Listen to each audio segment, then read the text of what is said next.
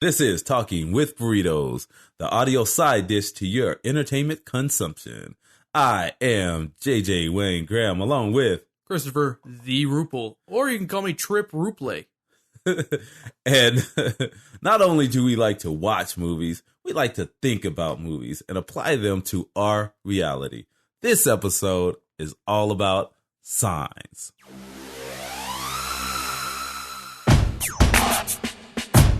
Burritos. We're talking with burritos. Burritos. We're talking with burritos.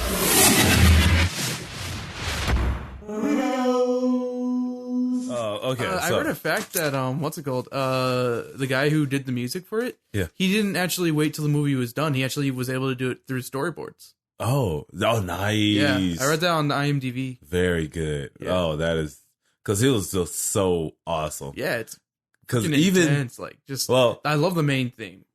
Right. Okay. And so, you guys, this is we're going to be talking about signs. You know, we say signs. It's like almost anything encompassing signs, but for the most part, we're just mostly talking about stop signs. Yeah, the movie Signs, 2002, directed by M. Night Shyamalan, and it stars like Mel Gibson and Joaquin Phoenix, little young Abigail Breslin. Is it Breslin? I believe it's Breslin. Breslin, and then Rory McCullen. Yep, it's Macaulay Culkin's little brother. Yeah, that we haven't heard much from afterwards, or he did some other things, but not much else. She's done quite a bit for herself. She's grown a lot. She's known for, she was nominated for an Oscar, supporting actress for Little Miss Sunshine. Miss Sunshine. There you go. But this was what M. Night Shyamalan's third film. Third big one. Yeah, third big blockbuster type movie.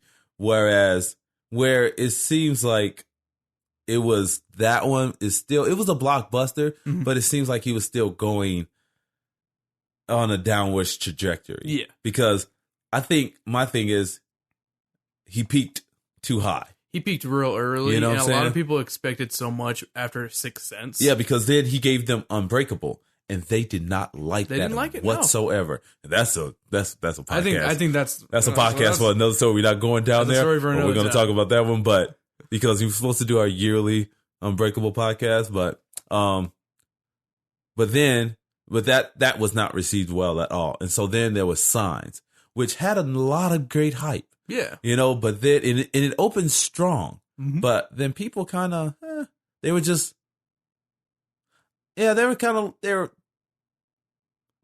two different views, two different opinions on that one. Some people liked it. A lot of people didn't like it. I think it's like a good majority of didn't like it because it had like some silly things in there of like the whole aliens aspect. That kind of like ruined it for a lot of people, but we can get into that. Yeah. Okay. Well, we're going to start off. Because our thing is, we watched the movie, and our thing is like you watch the movie, and what movies are supposed to do is like they're not only supposed to entertain, but they can convey some thought. It's gonna make you think some things. And so when you watch a movie, or when we watch a movie, I don't know if you do it, we like to think a little bit more about it. So starting with the beginning and just appreciate the film a little bit more for its aesthetic purposes. Mm-hmm. Like he was just talking about the beginning. The title sequence, just the music alone was. I know, and had nothing started with the movie. It was just literally just. Yes. First thing that comes up, I can't even remember the name. It's not M. Night Shyamalan. He's at the very end when the music's at its fucking height. Yes. Yes. I think it starts off with Mel Gibson's name, or maybe it starts with Signs. Something, but that's an old way of doing film. That's like when I first saw it, even in theaters, I thought Alfred Hitchcock, because he's a huge influence on M. Night Shyamalan. Yeah. But I thought just because he was just the score, because back in the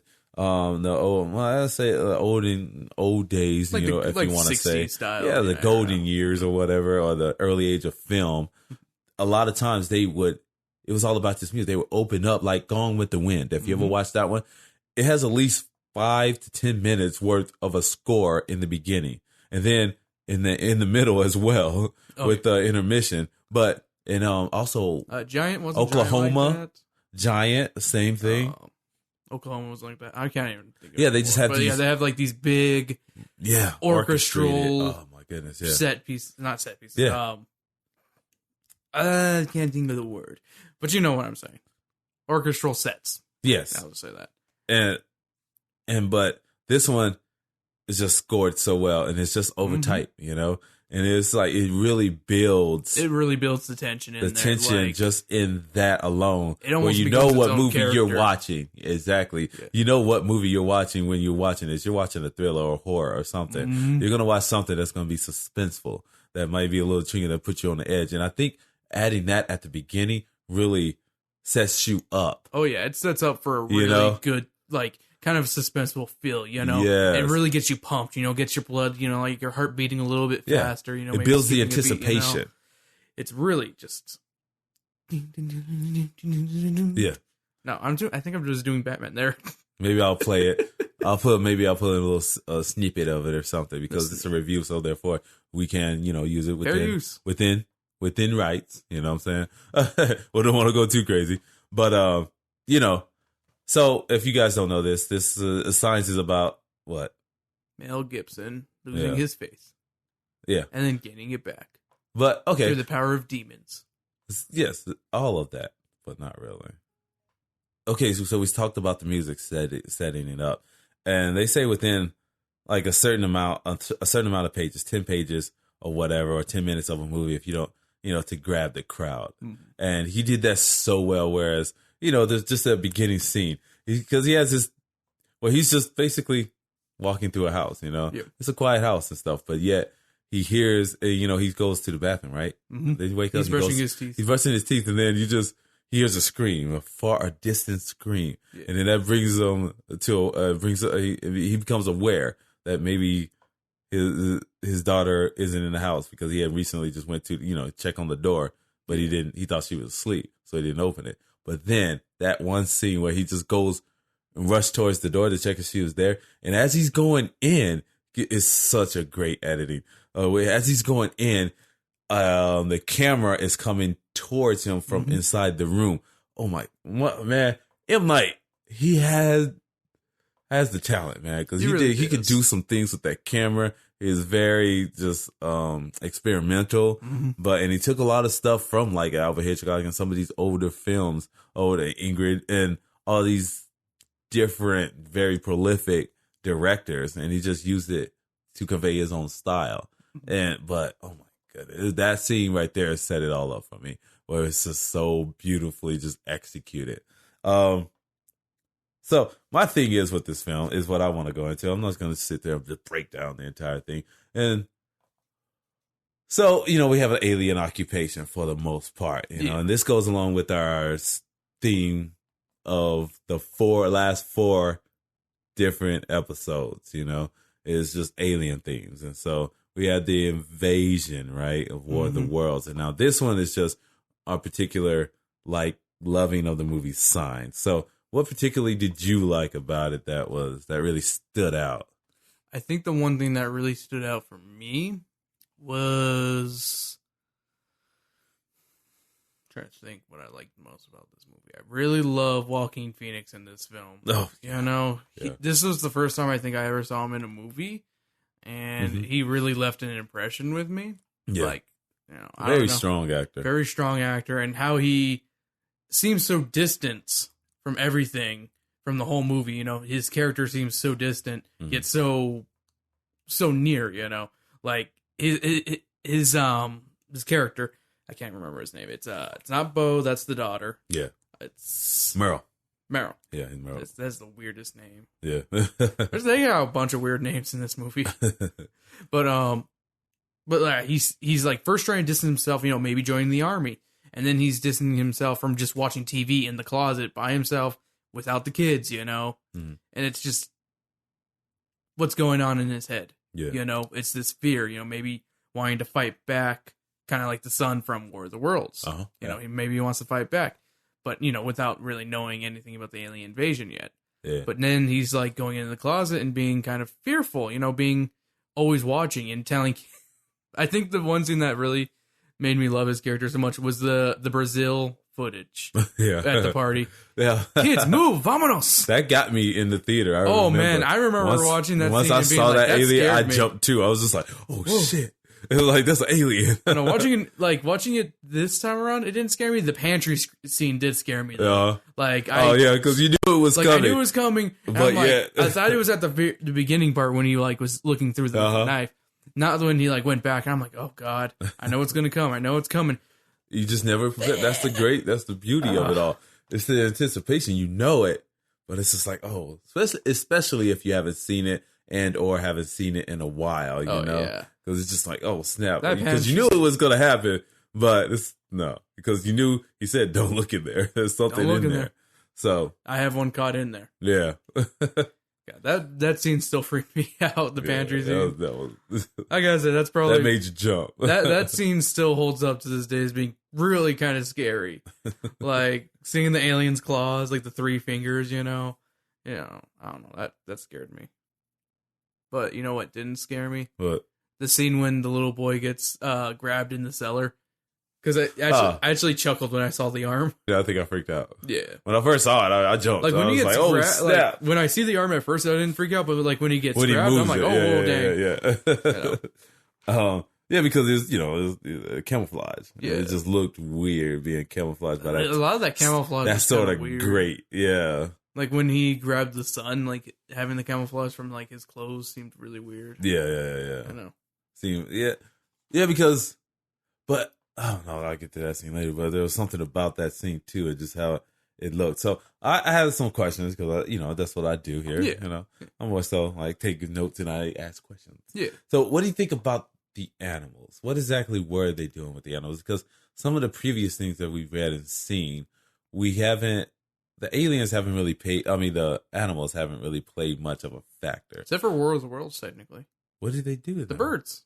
Well, that birds just signified. Yeah, something. signified. That was a big. Once they saw that, That was a big scene, though. That was it was a big scene at the end. It was a big but, game changer right there. Without seeing that, but we never really saw any animals actively affected by the aliens' existence. Yeah.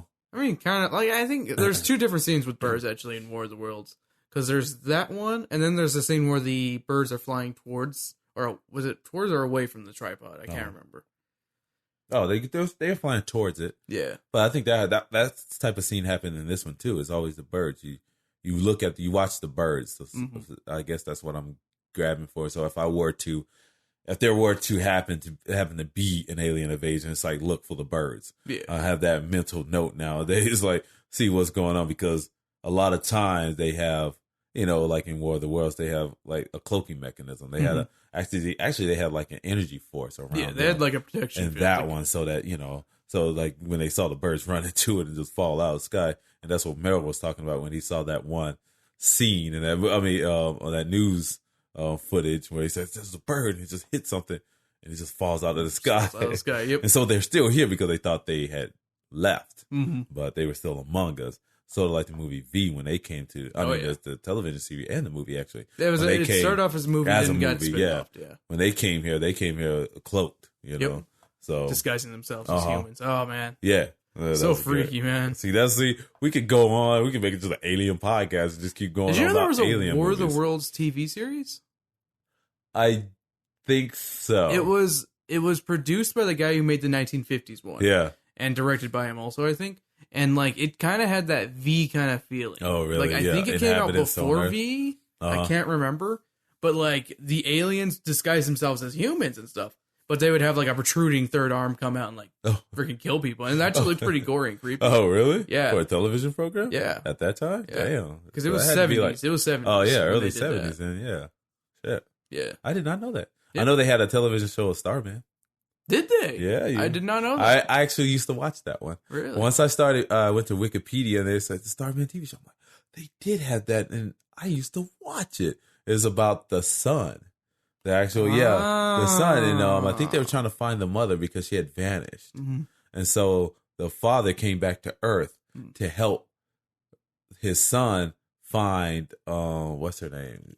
Janet, I think her name Janet something. Janet. Yeah, help him find her mother because she was taken.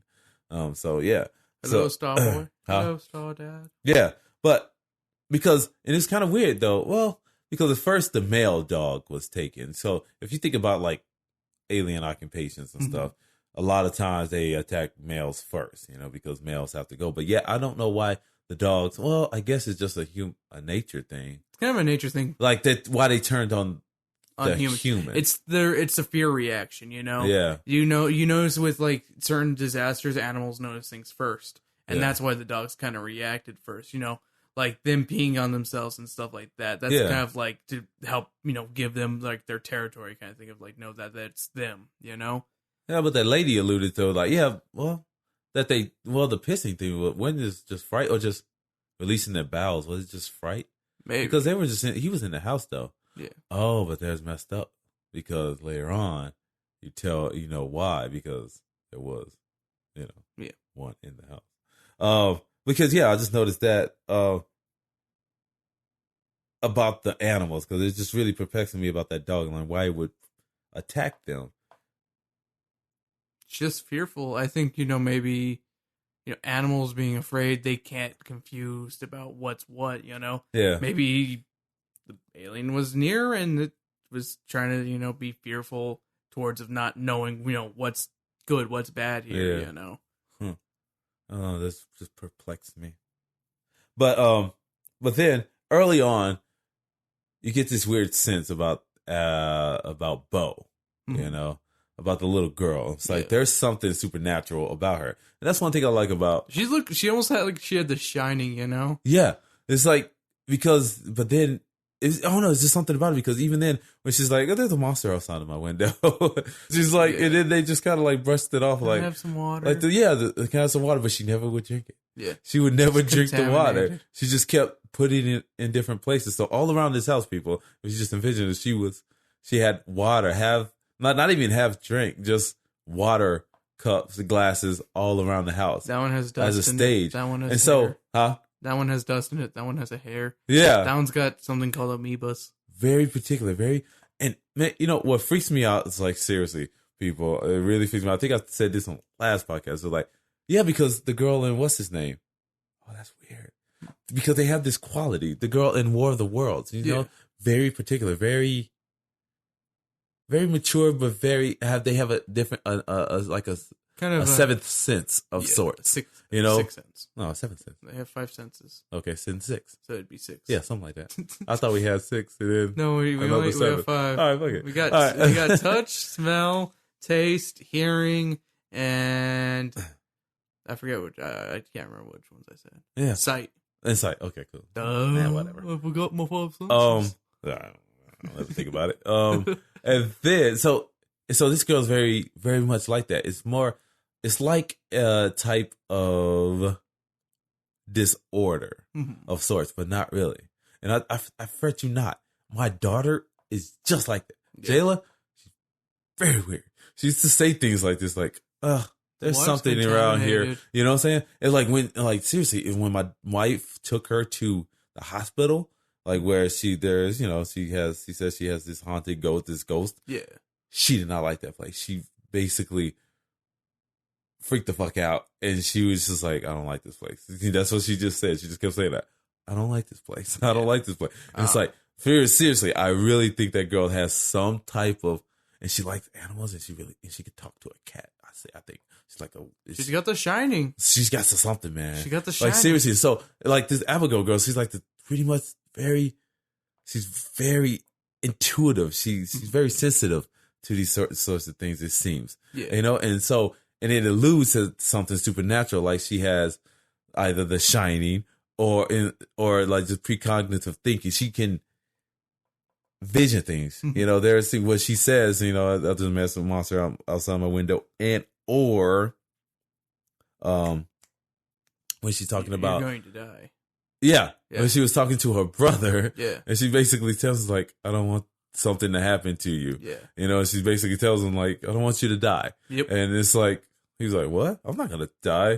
She said, I had a dream, Mhm. But then that alludes to other things with her mother. So it has to be like this gene, because if you know about genes, they, in some of these things, if you have if you're telepathic or anything like that. You have any one of those like senses, those other senses, they are passed along, and a lot of times it's with girls.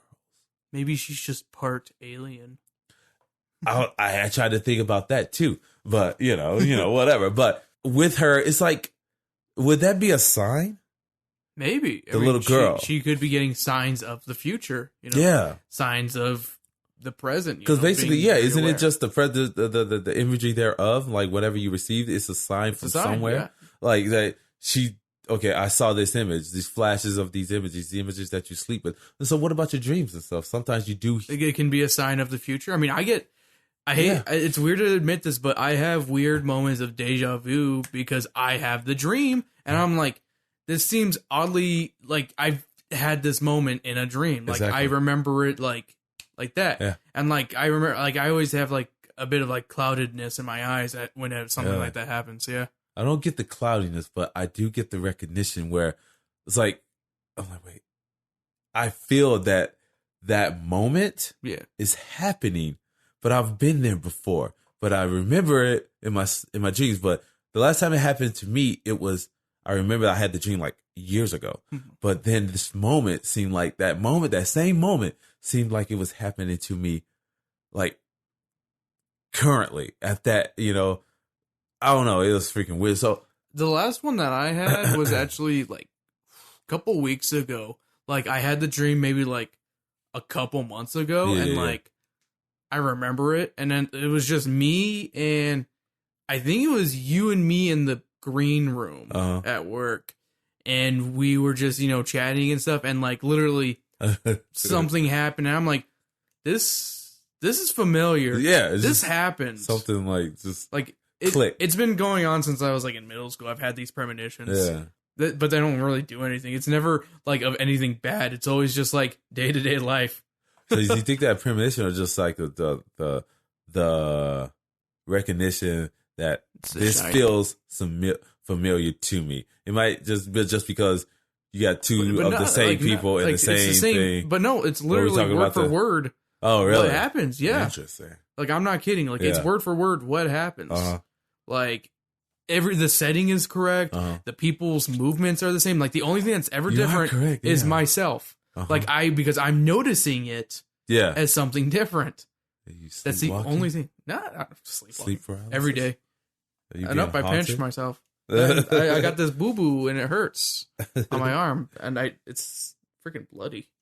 I forgot to change my the same thing? It's all bloody. I'm not dreaming because I feel pain. Unless it's one of those really crappy dreams. Yeah. So that's another thing about M. Night Shyamalan. It's just like he does add a lot of some sci-fi elements into his. It could be psychological, but that to me was really some type of sci-fi thing. I don't know. Would you consider that like a supernatural thing? It's a supernatural thing. Supernatural thing. Her own like little intuition. Or would it just be like our brains, just how actively they work? Yeah, she could just have an active imagination with the whole water situation. Yeah. But who knows? I mean, who knows? Because even then, you could you could tap that into a disorder. Maybe she has like, what's that one? With the kids who, no real emotions or anything like that. What do you call that? Asperger's? Or something like that. But she showed emotions though. She had a lot of emotion. Yeah, she was kind of weird, right? It's mostly fear you ever saw emotions. For the most part, both of the kids were pretty despondent. Very distant, like in their emotions. You know, you never really saw them happy. Really, you mostly just saw them kind of like, "There's a monster in my room." Very in the middle. Very casual. She was like very casual with it, and like just like when this kid he had to when I was talking about the dogs, where this dog attacks him. You just see it. You don't see the dog attack, but that something's about to go. Something about to go wrong with this scene. Okay, so let's go to the next one. So I think one of the things about this one, I wanted to ask you about this movie is like, do you think it was like the whole alien thing? Do you think it was just metaphorical in a sense? It was happening, but maybe it was just metaphorical to actually what they were feeling and going through as a family.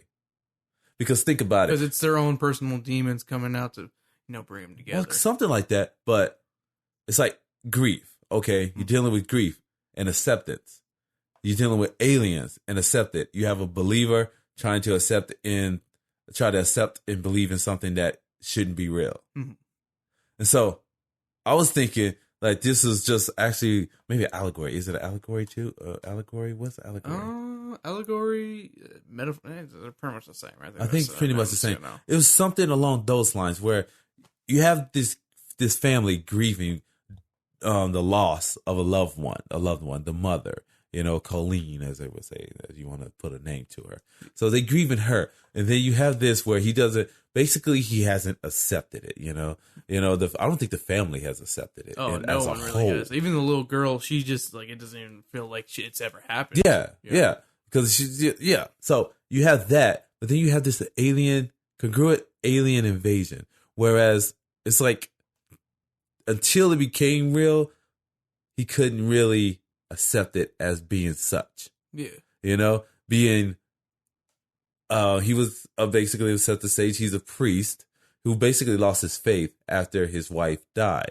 And so for me, it was just like, you had two different similarities going on there. And a lot of it was like thinking about religion. If you think about religion, and then you think about this thing that's not supposed to happen, this supernatural and or just unnatural occurrence. Aliens coming to Earth. How can you, because if you know anything about religious rites or anything, and people who are religious, you really don't accept that much. But then that leads into that whole speech that he gave with Merle when they were talking on the couch about who do you choose to be? Who will you be? Do you remember that? I do remember that. It was very early on in the film. That was like, no, towards the middle. Are you talking about the one when they're sitting at the TV and they're basically?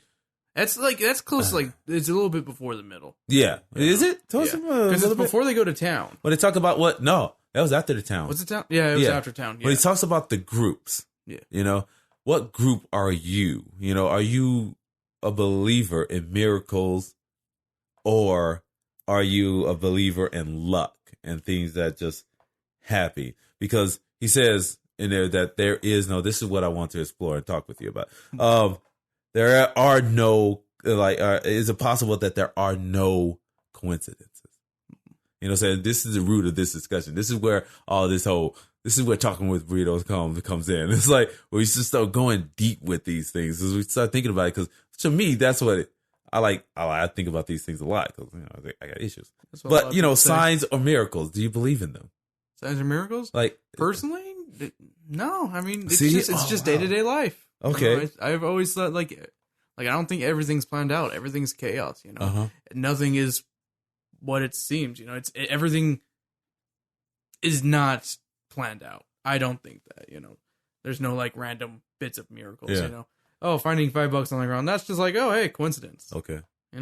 So there's nothing that you can think of that's happened that you can maybe think that you had pre-existing possible knowledge of that you used to help further your luck along in that incident, in a different incident. You know what I'm saying? Kind of. I don't know what you're getting at. So pre-intuition. Like that. Like just intuition about something. Let's say like you have this, you're walking by, you have your knife. And you're like, okay, maybe I should put that in my pocket. Yeah. You have a thought, intuition, like maybe I should just put that in my pocket. And then later on, you're like out and about, and you get, let's say you just happen to be walking in some woods, and you are snared up in a net. Yeah. And you're like, damn, I should have brought that knife, but you didn't because you kind of ignored your whole intuition. I was like, oh, I don't need the knife. Yeah. You ever had any moments like that come to light? Not that I can really think of, honestly. No, shit, really? I usually come prepared, so I never. There might be like something where I'm like, fuck, I wish I had that, but it's because it's broken or something, So you be in the second group, whereas luck is what luck is. There are no coincidences. Yeah. Really? No, there is coincidence. There is coincidence. Yeah. So you believe that there is coincidence. Yeah. But yet you don't like the signs and miracles or whatever. So like as he was asking Meryl, it's like, which one are you? Like if let's say aliens came, what are you like with the aliens? Do you believe that they're a sign or miracle or something? Because he contextualized it as in like some people would look at it as a miracle, and that if you're a believer, the Lord Jesus Christ, if anything were to happen, will come down and save you, and that's why they're here. And or you just like either you're lucky or you're lucky. They could either be hostile or they could just be here to say what's up. Yeah. So either we're unlucky or we're lucky. That's the second one. But the other ones believe that they're here for a reason. They see it as a sign of miracle, and that's something, there's another force, something else that will help them deal with that problem. So which one are you? I deal Group with two? it myself, man. I kick the aliens in the nuts. That's it. Group 1 or Group 2? Group 2. Group 2, kick them in the nuts, and basically you create your own luck in that. In that instance, you decide to fight back. Yeah. So that'd be your luck. So either you can go either way. So either you fight back and you win, or you're just an unlucky sap. Or you get Mars attacked. Or you get probed. Or you get like zapped. You get heat waved. Heat wave. Oh, but me, for somebody, let's see, I'm like a little bit of both on that one. Yeah. But see, I'll tell you what his answer was, but I think you probably already know. But I think I'm like with you on that. I think it's just either unlucky or lucky. I believe in signs and all that stuff, but in that instance, I would think that it was just like, oh, this is a weird coincidence. A tortilla with the face of Jesus is not a miracle. Like, yeah, no, right? It's just a happenstance. Like, yeah, exactly. It happens to taste a little better. Exactly. Is that a sign? It's like it just tastes a little bit better. It's just Jesus coming down and saying, "Hey, face on the tortilla." It's like, why would he put himself on a tortilla? You know,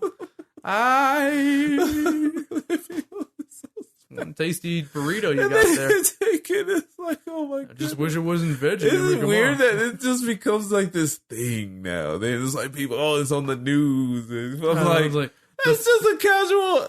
That's just a coincidence that those particular burn patterns on that tortilla. The browning of the tortilla happened to have that pattern that kind of came out and looked like a face. Lord Jesus Christ. Yeah. You know, I think my favorite one was when they said they found the death shawl of Jesus, and it was just... You remember? Yeah, that one. I'm like, that could have been anybody's right there, and it turned out to be like, it was made in like a couple years back or something, like in the 50s. That was so funny because there was a big hype about that one, boy. Hype, yeah. It was everywhere. People were so excited. Historians were coming in their pants. And it was just like, oh, we found the existence of Jesus. So I believe that, but I do believe in science and stuff. And I'll go here as to say, I did have, but see, what would you call this? Okay, I had this one thing. Well, I graduated from college, right? And I was like, okay, now I got to start looking for a job as a graphic designer. Oh, woe is me. You know, because I didn't really want to do it because it was like a lot of going in town, and then it's like, okay, there's not a lot of firms here to actually get work and dealing with that. And I was just like, I don't know if my heart is in it. I didn't have the desire to work in like a little studio space. Yeah. And so I'm thinking about something I'll do. And all of a sudden something came to me. It was just weird. It was just called Lucky SOB. That's all it was. It came to me. It's a lucky son of a bitch. Came to me. I was just like, I should write that. And someone said, you should write that. I don't know what it was. I really don't. Someone just said, you should write that. It was called Lucky SOB. You should write that. And so then I just. Sorry. Oh, no problem. Text. I thought I'd probably read more than one. And so I wrote it. You know, I wrote like a template or a first draft. You know, it was just basically just get the story out. So I wrote that, and then later on, this guy comes to me with this story idea about a script, and I'm like, "Can I write that?" And I wrote that, and then I did okay in a screenwriting. So I'm like, maybe I should screenwrite. And so I started wanting to do that thing, and so I don't know. So that's one that really stuck out to me because I just didn't know. I was like, what the hell is that? What? Like, huh? You know, because I was so perplexed by it. Because I remember I was at home alone. I was just sitting around. I think I was painting or something. I think I was painting Alfie. I'm not sure. And it just hit me. I was like, Lucky S.O.B. Like, I should write that. It's a story. Like, it's a undercover story. I'm like, oh, so I wrote it. I was like, I don't know. Precognitive thinking. Sorry, trip roulette. Trip roulette. You should use that or something. Oh yeah, I'm thinking about using it as something. I don't know what. But then also, we talked about like the signs and stuff. The different signs in this movie. We talked about the little girl. We have to how Colleen said the sea and a lot of stuff. She had premonitions of at death. So do you think? And he gave this speech to Merle, defunking everything. He said, you know what? She told me to tell you, when he's talking to Merle, swing away. Yeah. And he's just like, and then he this religious man scientifically explained why she did that instead of going in thieves and saying maybe someone told her to say this, or maybe she had a vision or something. But she's first of all to see, and second of all to swing away. And he debunked it as, oh no, her just synapses. And as you're dying, your synapses start firing out, and she was just pulling out memories from one of your baseball games. Yeah. When she told you to swing away, and he totally just debunked everything that he basically had believed in, as just being verbatim, as just being a scientific thing, something that just happens to you in depth. So that was kind of like, whoa, but yeah, it was actually, we find out later on that it was a premonition. It was like, basically she was telling you. It's a Chekhov's gun, Yeah. And this little girl has the same sight of sorts. God, there's a Chekhov's arsenal, because everything from earlier on in the movie comes back later. The glasses of water, swing away, the bat on the wall. So that's what, it was all just leading up to coincidence. So was it coincidence? No, it's or was it incidental? Were they all incidental or just coincidence? That she left the waters out. That he happened to be standing at one spot right next to the bat when it dawns on him that, you know what, swing away. That's what she meant. It's coincidental because it's a movie. I'm just saying. No. But if we're not looking at it like that, I'd say it's. I think too much about it. You know that. I think it's all coincidental. It's like coincidental, incidental. Say those two things together. Coincidental, incidental. So okay, well, this will lead to this other thought. Do you think everything happens for a reason? I think in this movie, everything happens for a reason. I'm talking about in general. In general? No, yeah, because you kind of took it away from the movie. Not everything happens for a reason. No? No. Donald Trump running for president, that doesn't happen for no reason. Maybe it is happening for a reason. Maybe it's happening because we need to see the light. Like, politics is bullshit. That we need to make America great again. If this fool can get that far along, then something's wrong with our system and how we're managing it, in my opinion. Like, if we can come on. He's not suited to be a president. Like, come on. What iota? He is not. I'm sorry. He's got no. I don't know who can vouch for him. I'm just saying, in my opinion. Like, you know who can vouch for him? Himself. Yeah, and he will. I mean, he has. And then he'll sue you. You can sit up there and call somebody a pussy.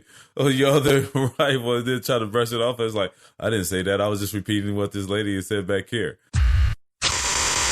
Oh, shit. I forgot one of those other signs. 13 soda commercials. What did you take of the how 13 soda commercial? That made me laugh so hard.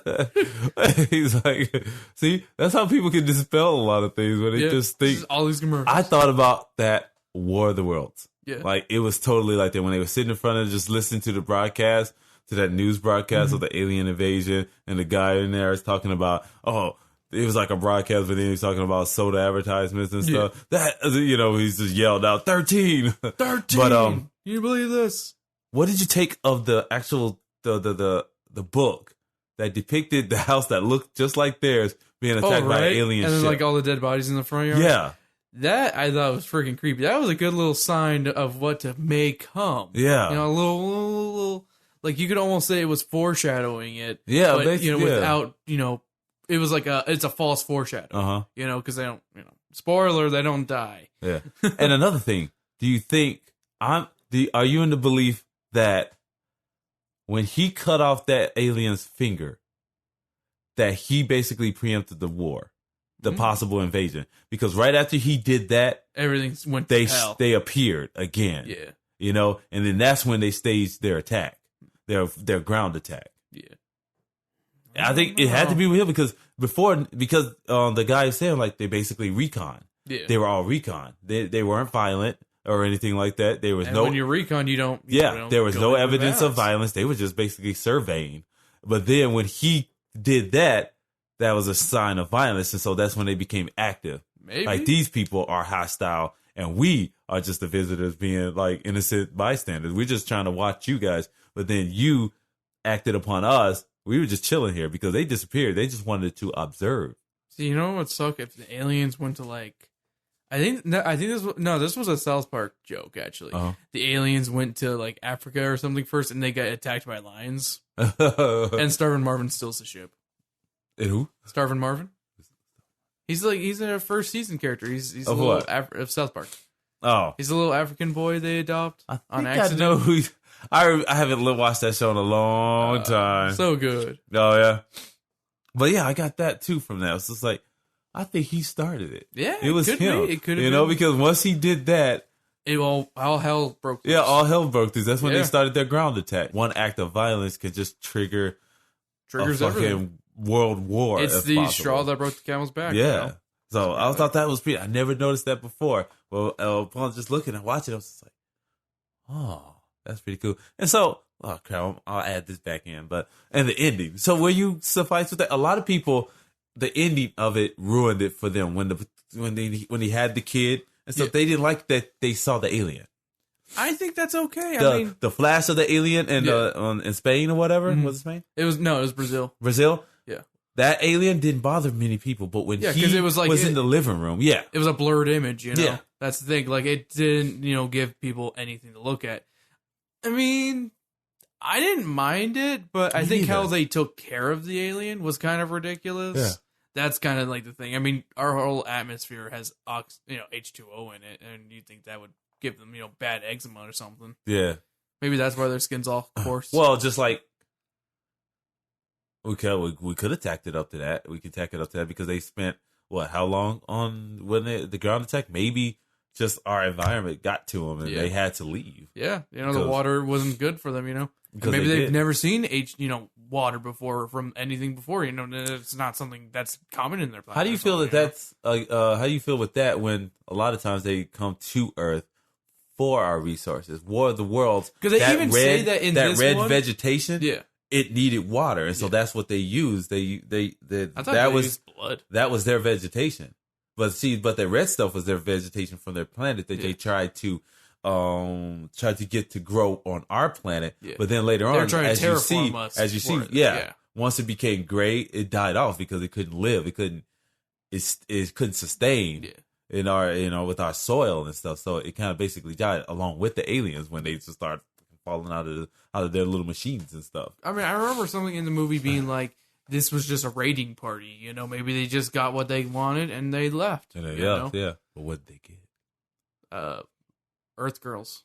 Those are easy. Earth Girls are easy. Jeff Goldblum's up there being like, they came just to get some girls, to get some chicks. Man, it's weird to think that Jeff Goldblum at one point was a sex icon. Or at least... He was a pimp. Yeah, he's still pretty pimp. He was pretty attractive pimp right now as an old cat. I know he's grown well. With that nice, we got the nice salty hair. Yeah, he's wearing little specs nowadays. Nice trim figure. He's doing well for himself. He's all right. Yeah. He's still kind of over the top sometimes same, with his acting, but he's still good though because he just has his own style of acting. So when you get Jeff Goldblum, you're gonna get Jeff Goldblum, which is well worth it. Yeah, because he does. I can't think of a performance I've disliked him in. Lost World 3. I mean, Jurassic Park 3. I liked him in that. I didn't think. I mean, it's a bad move. It's not the worst of the Jurassic Park movies, at least. No, I thought the third one was way worse. Oh yeah. Oh, this was the second. Yeah, that was the second. Oh, okay. The Lost World. I mean, I enjoyed it. Maybe it's just nostalgia, but I enjoy it, and I don't think Jeff Goldblum was that bad in it. Oh, okay. Vince Vaughn was useless. Yeah, he was like, when is he actually useful? That's kind of messed up. They can't even use him much. Comedies. What Wedding about Psycho? Crashers. Oh God, don't even. That shot-for-shot remake. That was horrible. That was so pointless. That was the most pointless remake. If you're going to do a remake, at least put some changes in there. That's the point of remaking. Don't make the same movie over and over again. Make it recognizable, but change it in some good ways, for the better of the movie. For the better of the film, yeah.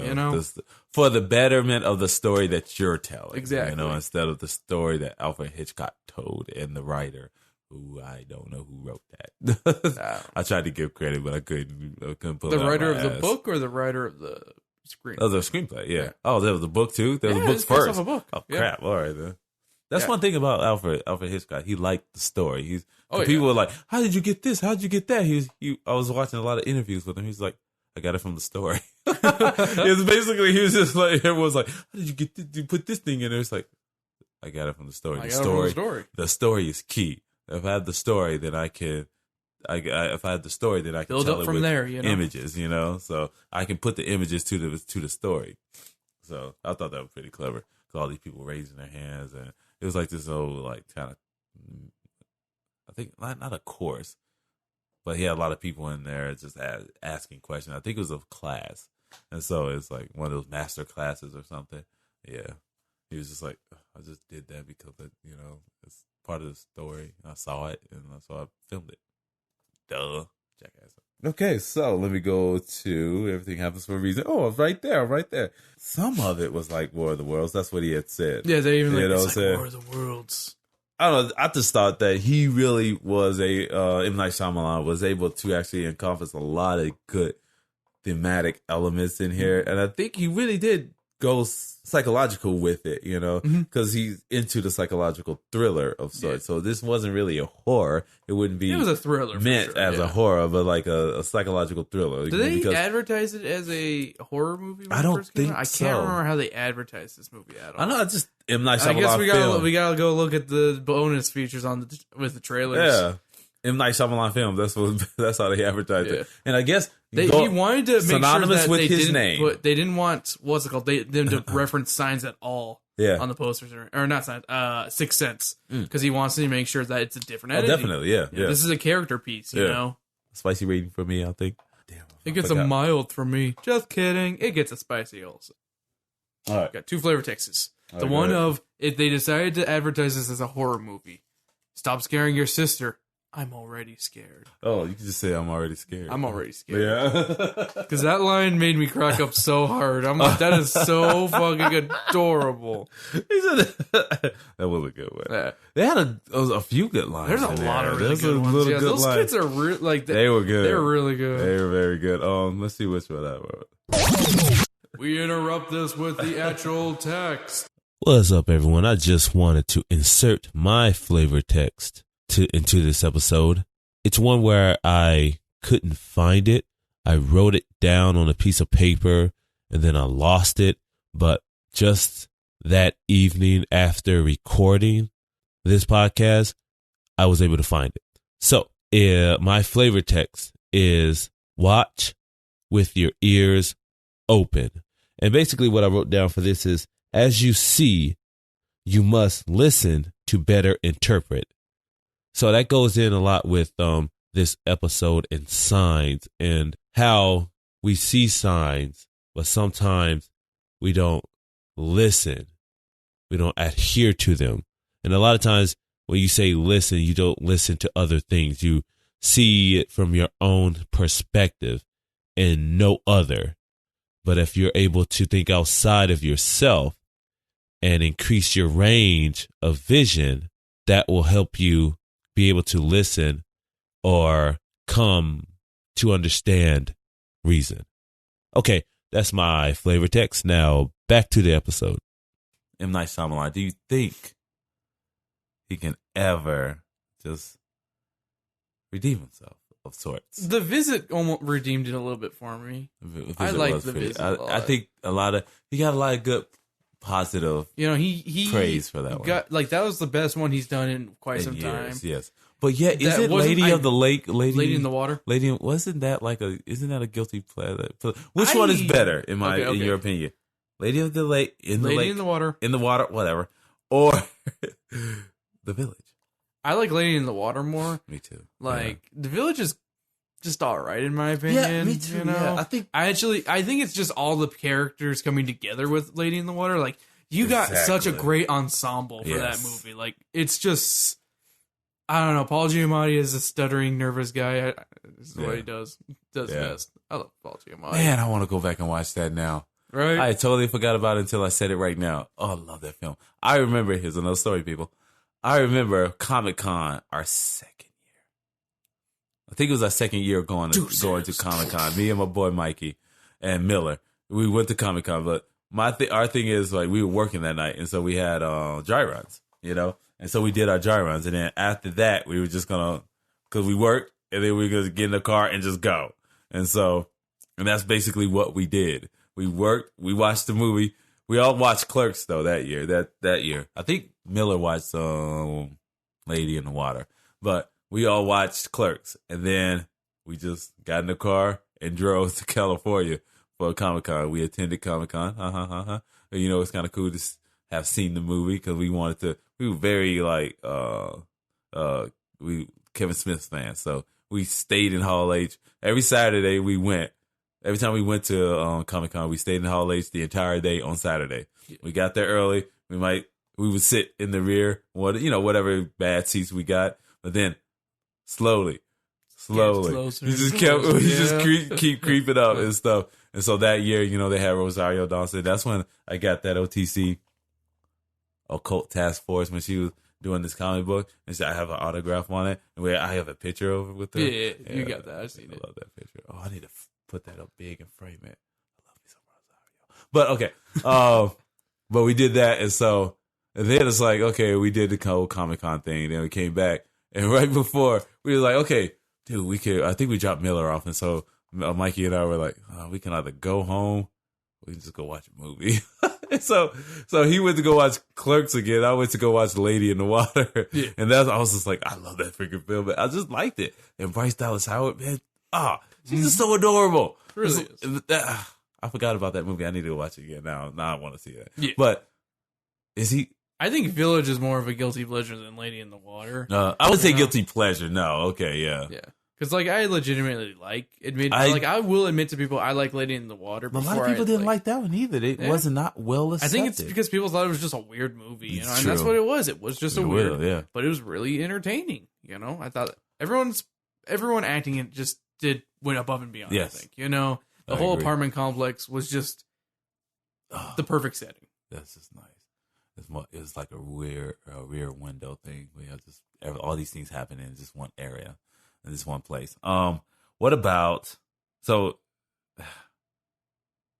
he did do it with that was a decent film, but what else do you think he could do to maybe with his style new. And with just they're telling making a story? A new Tales from the Crypt TV series, and he's working. I wanted to talk to you about that, yeah, because I thought you would actually throwing up right now with that whole just the idea of it. So I'm okay with it. You're okay with it? Yeah, I'm okay with them doing a new Tales from the Crypt. Usually you're not okay with when they do things like this. So why this one? I'm not okay with them. Like, what do you mean? I'm okay with them redoing stuff. No, normally if they pull something like this from the past, one of the I'm not like one of the great ones. You for somebody like you don't because it's cemented in the past. It's so great. It was then. But we run the fear of them fucking it up now. The thing with Tales from the Crypt, though, I think they're making new stories. Yeah. That's what I'm thinking they're doing. Okay. I'm okay with getting more stories. Yeah. I love the original Tales from the Crypt. I love the comic books, That's where they got a lot of the inspiration. Yeah. Honestly, it was just them remaking the comics into a TV show. Yeah, into a TV show. And it works out. And you know what? I want to see new horror TV that isn't, the same old stuff. Horror TV, yeah. I need to watch American Horror Story still, right? And I heard Scream Queens is pretty funny. Really? Yeah. Yeah. So is it still on? I think its season just ended. Oh, okay. Yeah. Was it just half a season? They did that weird mid-season and then 3 seasons, they 3 episodes later, basically to see if you like it, and then maybe they'll bring it back. I'm I don't know how they can keep going with Scream Queens because it seems like it was just a very basic one season kind of show, If you think about American Horror Story. If you See, do that it one like that, works where they just take different concepts, locations and stuff like that. I like that idea a lot. right? With that Yeah, one. because they can totally explore different things. Scream Queens, because you got all these characters that everyone's liking a lot, and you can't. They probably want to keep it the same, kind of like Dirty Little Liar or Pretty Little Liars. That is so stupid nowadays. Oh man, my daughter can't even watch it now because now they're constantly. Because they basically with this last one last year they were cool. They were still in high school. Yeah. This one now they're like boom. They jumped way ahead. They're like sophomores in college now, and my daughter's like basically she was done. Because they were getting a little ridiculous then. Didn't they but have now like a they noir episode or something? I think they even jumped past college. I think they jumped past college. They're like in the real world now. It's like, and so I'm like, did they really just do that? She's like, yeah. That is ridiculous. Like, come on, at least give us a little bit of heads up. They're like, you guys don't look college material no more. Yeah, no, like, or you guys are starting to look like you're like 28, and you're still in high school. And like seriously, everyone on that show looked like they're at least like 25 to 30. They look like they're in the mid. There was some grown ass man in that show. I'm like, why are all of these young girls having affairs with these grown ass men? Yeah, come on. And so they was like, they did a soap opera move where we're just gonna like age them a little bit. That show is like a soap opera, right? Yeah. And now they have babies and shit, and the baby turns out to be what's his name, the killer. Yeah, what's that damn killer's name? Jack the Knife. Wasn't it Agent A or something like that? A. They call him P. He's like a letter. Because they would, I think it's A. They would say A. A is coming to kill us. Oh, I think it was A. Yeah, A did this. A did that. It's like, A has a time machine. He's trying to kill us from the future. This is our child. But it wasn't. No, it was the other girl that happened to be in the same asylum with them, and they were all concocting it together. Oh no, she's okay. The first season she's getting out for itself. We found the girl. They actually found the girl. It should have ended there. Yeah, she was ratings. Yeah, like we found the girl that killed herself. That supposedly killed her. That we killed or killed herself or something. They pulled the boy. Oh my goodness! It's like okay, horror TV, man. There's this TV series called Masters of Horror. I don't know if you ever heard of it. It was on, I want to say Stars, but I'm probably wrong. Maybe on Showtime. But what it was directors doing short movies. Yeah, can you check that? They're doing like little short films and stuff, like 30 or an hour long, like little vignettes. Oh yeah, and stuff, and like they're getting a whole like thing of horror stuff. And like I'm hoping it's going to be kind of like that versus like the Tales from the Crypt I like the over the top goofiness. Yeah. But I want to see the directors getting their own thing. I mean, Tales from the Crypt also had famous directors like Robert Zemeckis. Oh, really? Yeah. Did like 5 episodes or so. Arnold Schwarzenegger directed an episode. Oh, it was did really he? good. Yeah. Yeah, it was Was he in it? No, he wasn't in it. He didn't star. He just directed. Oh, yeah. He gosh, I'm trying to remember which one he did. It wasn't the evil twin. It wasn't one of the twins because there's a million twin episodes. Yeah. Gosh, which one was it that he did? It wasn't the one with Joe Pesci. It wasn't. I'll have to come back. Interesting. Okay. And Zemeckis had like some pretty amazing episodes. Yeah. Like, he had one that was like really not really horror themed, but it was based in World War II with a son who went AWOL. And he got busted, and he's going through court martial, and his dad's the general, in charge of like doing that thing. Yeah. So. Wow. It's a really hard performance. It's not really horror. Not really horror. Okay. It's like I thought you said Masters of Horror. Was it Masters of Horror? No, that was Masters of Horror. Oh, this is a different series. That's a different one. I'm talking about Tales from the Crypt. Oh, Tales from the Crypt. Yeah, okay. Tales from the Crypt had Robert they Zemeckis just put a like weird like freak show situations. Yeah. It was a good Christmas episode. Really? Yeah. The Killer Santa.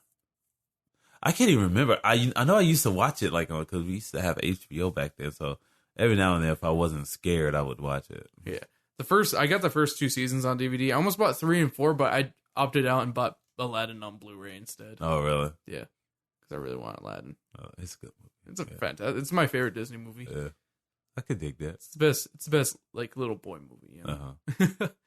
That's such a little boy movie. Favorite Disney? No. Yeah, I don't know. Lion King. That was a good Hunchback of Notre Dame. Not really. It's a very good serious movie. Like watch it as a grown up. It's really dark. Yeah, see, I haven't seen it in like you gotta years. see it like. I don't as even an think I adult. watched. Well, Aaliyah was.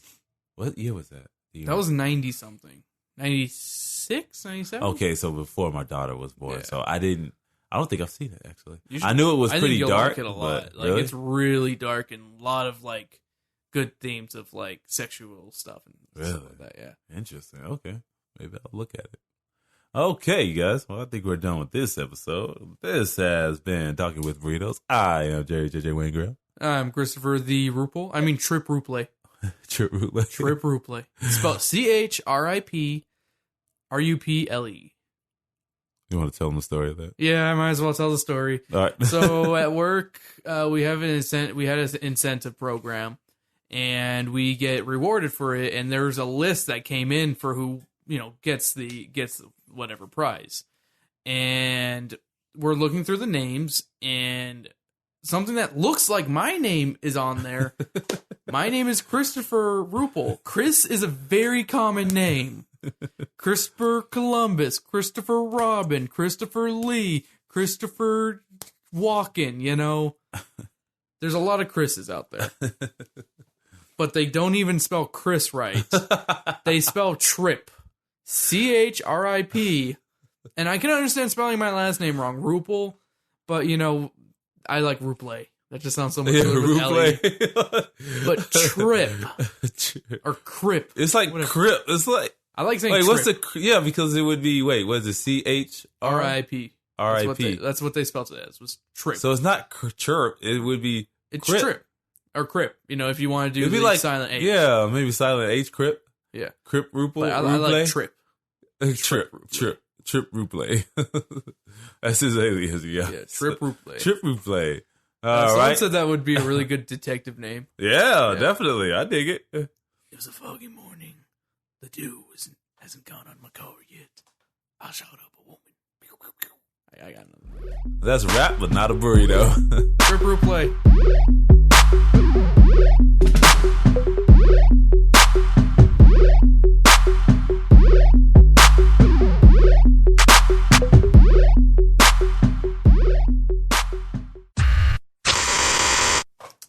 I give Signs 3 spicy burritos out of 400. That's a good way of saying it. Pico de Gallo is a 1 because it's bland and boring. Number 2 is chunky salsa. Number 3 is mild. Number 4 spicy, and number 5 extremely hot. Yeah, Jerry. I hope you're listening to this when you edit, and I hope you like it. Because ramblings of a madman going on up in here. I like to think that you would listen to these and you keep them in. That's just me. Burritos.